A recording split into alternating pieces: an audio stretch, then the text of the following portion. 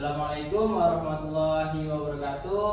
Salam sejahtera untuk kita semua. Salam Om Swastiastu, Namo Buddhaya, salam kebajikan. Halo Sobat SAR, dimanapun kalian berada, selamat datang di podcast SAR Berakhlak, ruang berbagi inspirasi dan cerita seputar penguatan nilai dasar ASN, khususnya di lingkungan Badan Nasional Pencarian dan Pertolongan.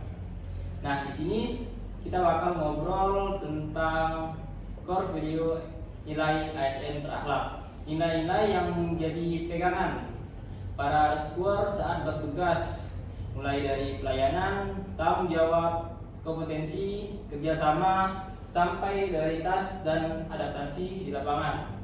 Nah, mari kita gali lebih dalam bagaimana sih penerapan core value ASN di lapangan dan bagaimana kisah para rescuer dalam menghadapi tantangan, serta apa arti pentingnya nilai ini bagi pelayanan publik di lingkungan Basarnas. Jadi, tetap bersama kami di podcast SAR Berakhlak.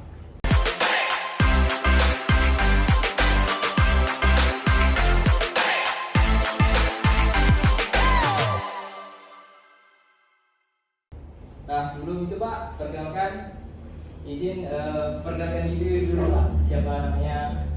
Oke, terima kasih. Assalamualaikum warahmatullahi wabarakatuh. Perkenalkan, nama saya Handoko. Saya sebagai peranata pencarian pertolongan mahir di kantor SAR Kelas 1 Pontianak.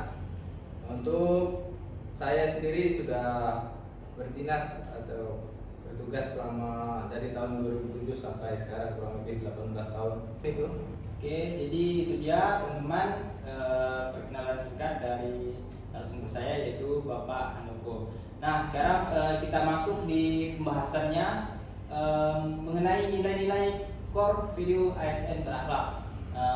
Yang pertama itu ada berorientasi pelayanan, akuntabel, kompeten, harmonis, loyal, adaptif, dan kolaboratif. Nah, jadi yang pertama kita mulai adalah berorientasi pelayanan. Nah, bagaimana sih Pak penerapan berorientasi pelayanan ini terlihat dalam operasi SAR? Baik, untuk kita mulai dari sistem aja ya, sistem pelaksanaan operasi SAR. Sebelum dilaksanakan operasi SAR itu kita ada namanya siaga. Siaga itu dilaksanakan 24 jam. Itu dibagi timnya. Ada yang siaganya di siaga rescue boat, ada siaga tim rescue-nya, tim komunikasi, ada tim humas, dan yang memimpin pada saat itu ada namanya KKR. Jadi selama 24 jam kita harus siaga untuk memberikan pelayanan. Pada saat kita menerima laporan dari masyarakat pengaduan kebutuhan ada permintaan SAR, kita memberikan respon itu cepat. Kita dibatasi dengan respon time. Jadi agar pada saat info itu kita terima, tim rescue sudah bisa berangkat sebelum di bawah waktu 15 menit. Agar orang yang tadinya kita akan bantu itu merasakan ketenangan. Karena saat kita berangkat, mereka dapat informasi yang benar, mereka merasa akan ditolong. Ya, mungkin itu. Kira-kira ada pengalaman nggak Pak tentang bagaimana sih pelayanan prima yang dirasakan oleh masyarakat saat ditolong? Untuk pelayanan prima sendiri, kita biasanya kan pada saat setelah melaksanakan operasi SAR itu ada permintaan survei. Survei itu kita layangkan. Nanti masyarakat yang menerima jasa SAR akan menilai di situ bagaimana penilaian terhadap tim yang ada. Kebanyakan pada saat pengalaman kita melaksanakan operasi SAR, dia sudah langsung memberikan respon pada saat kita ada di lapangan. Seperti ambil contoh, misalnya operasi yang terakhir kemarin, pencarian orang hilang yang ada di hutan. Begitu kita terima informasi, tim yang berangkat, kita lakukan koordinasi dan pencarian bersama tim SAR gabungan yang ada di sana. Alhamdulillah dalam waktu yang tidak terlalu lama, sekitar 2-3 jam, korban kita berhasil temukan dalam kondisi selamat, dan kita mendapat apresiasi yang baik dari keluarga maupun masyarakat yang ada di sekitar. Jadi itu nilai-nilai berorientasi kan Basarnas. Nah, kemudian ada akuntabel Pak. Nah, teman-teman pasti asing dengan bahasa akuntabel. Nah, bisa dijelaskan dulu Pak apa itu akuntabel? Akuntabel ini luas sebenarnya, tapi kalau di dalam tugas pokok dan fungsi Basarnas sendiri adalah penyampaian informasi yang benar kepada masyarakat dan memberikan pelayanan kepada masyarakat sesuai dengan SOP yang sudah dibuat, ya, agar masyarakat merasakan hasil dari pelayanan itu dengan nyaman dan merasa aman. Dan orang-orang yang akan melaksanakan kegiatan, kita ambil contoh misalnya kegiatan yang ekstrim seperti pendakian gunung, itu kan termasuk dalam kondisi ekstrim. Mereka akan merasakan aman karena dia akan merasa bahwa ada tim Basarnas di situ yang siap untuk menolong apabila terjadi apa-apa. Ya, jadi untuk kegiatan-kegiatan yang seperti itu, wisata-wisata yang ekstrim, mereka akan merasa aman karena merasa ada tim yang akan memberikan bantuan pertolongan. Ya. Jadi itu nilai dari akuntabel ya Pak. Ya. Nah, selanjutnya kompeten. Nah, kompeten ini sendiri kan berarti seorang tuh mau mengupgrade dirinya lebih baik. Nah, seperti apa sih Pak anggota Basarnas itu yang berkompeten dan bagaimana cara dia mengupayakan atau mempertahankan kompetensi dirinya sebagai rescuer di Basarnas? Baik, terima kasih untuk pertanyaan ini. Sebenarnya luas, karena di Basarnas sendiri kan jabatan itu banyak. Ya. Ada petugas kom sendiri, dia punya kompetensi terkait komunikasi. Kemudian medis punya kompetensi terkait medis.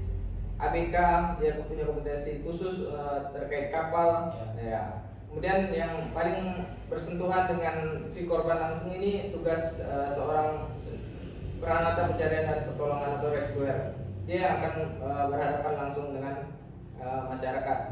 Untuk tim rescue sendiri dia sudah diatur di Permenpan nomor 33 tahun 2021.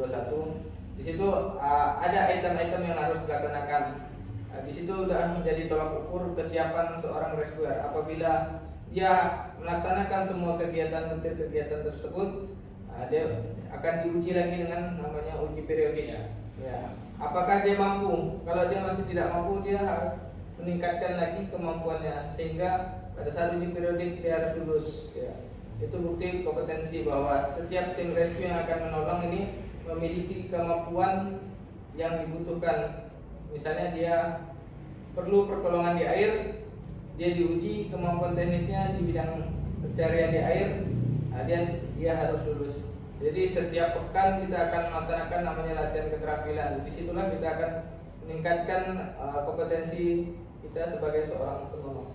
Jadi itu ya Pak, cara meningkatkan atau mempertahankan kompetensi dari hasil Basarnas itu kadang ada latihan, terus yang namanya uji periodik itu berapa bulan sekali Pak? Untuk uji periodik itu setiap 6 bulan sekali. Dan setiap kenaikan jenjang itu juga mengikuti namanya uji kompetensi. Terus kita lanjut ke nilai harmonis. Nah, kita kan sebagai Basarnas kan kunci dari utama operasi SAR kan harus kompak Pak. Nah, bagaimana cara menjaga nilai harmonis ini agar tetap kompak, karena yang kita ketahui kan kerja sama tim itu penting dalam operasi SAR. Ya betul Bang. Ya kita kembali lagi ya bahwa SAR ini kerja tim. Jadi biasa kita sebut dengan tim SAR atau tim SAR gabungan. Kalau sendiri dia superhero, Superman ya. Nah, kita sadar bahwa kemampuan kita terbatas, kita perlu kerjasama, maka dibentuklah suatu tim. Tim itu agar semua tujuan dari pekerjaan kita itu bisa sejalan. Jadi hasilnya itu bisa efektif dan efisien. Untuk merangkul teman-teman ya harus ditanamkan lagi tadi sifat egonya kita hilangkan, bahwa kita ini satu tim, kita saling menutupi di mana ada kekurangan. Siapa yang ada kekurangan di A misalnya, kita harus menutupi. Yang mampu menutupi A nih ya temannya tadi. Nggak bisa kita kerja sendirian tadi. Kalau dia kerja sendirian berarti dia superhero atau Superman. Karena di besar itu memang dasarnya dari tim gabungan. Jadi itulah cara menjaga keharmonisan nih Pak. Ya. Terus nilai yang berikutnya adalah loyal. Nah, ini kita udah sering lah dengannya, apalagi loyalitas atau batas Pak. Nah, jadi contoh penambahan nilai sebagai rescuer, nilai loyalitas ya, bagaimana ya Pak? Loyalitas sebenarnya kembali ke setiap individu lagi ya. Dia menanamkan dirinya bahwa ketika saya menduduki jabatan ini, saya harus profesional dengan jabatan tersebut. Apapun yang diminta oleh jabatan tersebut harus kita laksanakan. Ambil contoh misalnya kita kalau kerja itu kan ada shift jadwal ya. Ketika kita jadwalnya libur tapi dibutuhkan permintaan dari masyarakat untuk memberikan bantuan SAR, kita harus siap ya. Jadi kapanpun masyarakat meminta bantuan, kita harus siap untuk turun memberikan bantuan ya. Itu bagian dari loyalitas. Jadi siap dibutuhkan kapan saja lah Pak. Ya, Kalau ada siap.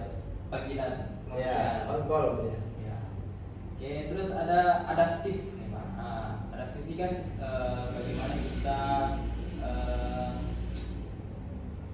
apa ya, kayak beradaptasi dengan lingkungan. Nah, pada saat operasi SAR nih Pak, kadang cuacanya tidak menentu Pak. Kadang hari ini panas, besok hujan, besoknya hujan, terus panas lagi. Nah, bagaimana sih Pak seorang rescue itu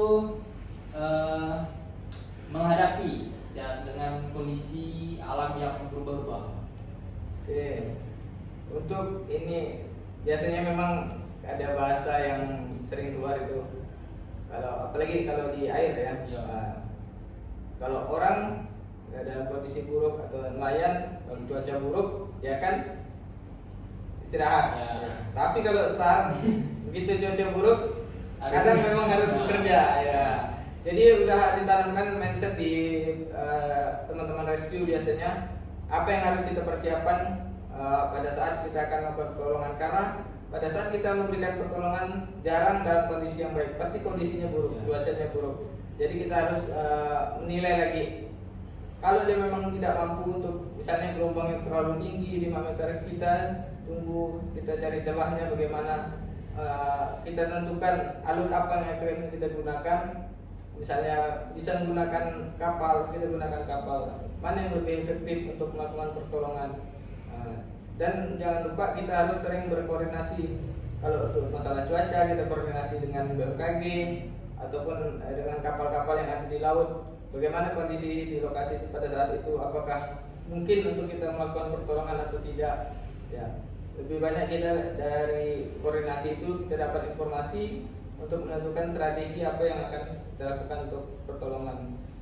Jadi itu ya Pak, nilai adaptifnya ya. Terus selanjutnya Pak, nah ini yang terakhir ada kolaboratif. Nah kadang kita itu disebut tim SAR gabungan ya Pak. Kita bekerja sama dengan TNI lah, Polri, Pemda, dan juga namanya potensi SAR. Nah bagaimana nilai kolaboratif itu diwujudkan Pak pada saat di lapangan dengan kita sebagai Basarnas sebagai koordinatornya? Ya, pertama kita harus tanamkan kepada setiap tim ataupun siapapun yang ingin bergabung dalam tim pencarian dan pertolongan itu, kita tujuannya kemanusiaan. Semuanya harus sama dan harus ikhlas. Jangan sampai kita datang tujuannya hanya untuk pasang bendera atau menunjukkan bahwa ini loh kami ya. Tapi bukan seperti itu. Tujuan kita harus sama, untuk menyelamatkan jiwa manusia. Jadi tujuan utamanya kemanusiaan. Kita saling mengingatkan tim-tim yang ada, jangan sampai ada ego sektoral ataupun ego dari masing-masing kelompok. Kita harus satu bendera, di bawah bendera Badan SAR Nasional. Jadi tujuan kita pelaksanaan untuk melakukan evakuasi bisa efektif dan lancar ya. Jadi kolaboratif ini penting ya Pak, karena dengan keterbatasan personil kita dengan wilayah Indonesia yang luas itu tidak cukup untuk merangkap ya, mencakup semuanya ya. Makanya kita di sebutannya itu ada tim SAR gabungan ya. Di mana Basarnas sebagai leading sektor yang mengkoordinir semua tim-tim yang ada yang punya kemampuan dan sarana apa kita yang koordinir. Ya. Nah, jadi itu nilai ASN dalam berakhlak tadi ya Pak. Nah, pertanyaan terakhir Pak untuk saya, apa sih harapan Bapak dengan bergabungnya kami sebagai Gen Z lah Pak dalam Basarnas nih, dan saran Bapak nih kepada kami apa? Baik, mungkin yang pertama yang akan saya sampaikan kepada rekan-rekan yang baru bergabung. Ya. Di sini banyak-banyaklah menimba ilmu dari para senior, apalagi untuk di lapangan, karena di lapangan ini apa ya, experience itu berbeda-beda. Ya, seseorang bisa menjadi baik itu karena dia banyak pengalaman di lapangan, banyak belajar. Jadi apa yang didapat di lapangan kembali lagi ke kantor, dia kaji ulang lagi apa yang dia dapat di lapangan dengan apa yang dia dapat di kantor. Dia akan bisa menambah literasi. Mungkin kedepannya akan lebih berkembang karena Gen Z ini kan lebih ke Teknologi. ya zaman sekarang ini kan dengan teknologi. Dia mungkin dulunya ya seniornya mencari harus dengan jalan kaki. Tapi kalau Gen Z sekarang udah paham teknologi, dia cari cukup dengan satelit. Ya, itu akan memberikan masukan yang besar buat Basarnas. Mungkin itu dari saya. Terima kasih Pak. Nah, Sobat SAR, itulah tadi obrolan singkat kami tentang core value ASN berakhlak. Nah, semoga cerita dan pengalaman dari Bapak Handoko ini menjadi inspirasi bahwa penyelamatan jiwa bukan cuma tugas, tapi adalah panggilan dari jiwa. Nah, terima kasih Pak atas sharing dan pengalamannya luar biasa hari ini.